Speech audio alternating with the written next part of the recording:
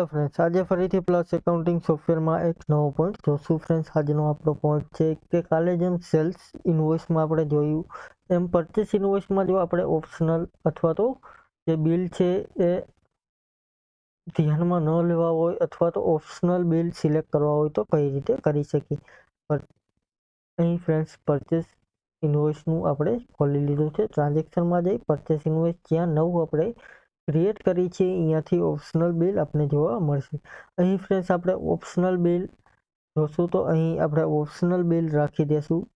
Sameer નોવેલ્ટીના optional bill રાખી દેશું કે તેની જરૂર આપણે છે નહીં.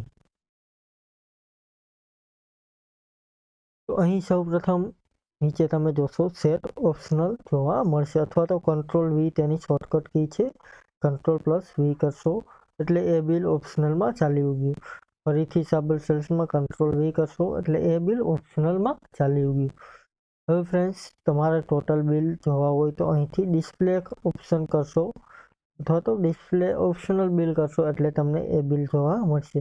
જે બિલ ઓપ્શનલમાં હશે એ તમને રેડ જોવા મળશે. અહીં ફ્રેન્ડ્સ જોશો તો રેડ બિલ તમને જોવા મળશે જે ઓપ્શનલમાં છે એ બિલ. આ રીતે ફ્રેન્ડ્સ પરચેસ એકાઉન્ટિંગમાં જે તમારે ઉપયોગી નથી એ બિલ બધા ડિસ્પ્લેમાંથી તમે હટાવી શકો છો. થેન્ક યુ ફ્રેન્ડ્સ, આજનો પોઈન્ટ અહીં પૂરો કરીએ. કાલે ફરીથી એક નવો પોઈન્ટ જોશું. Thank you.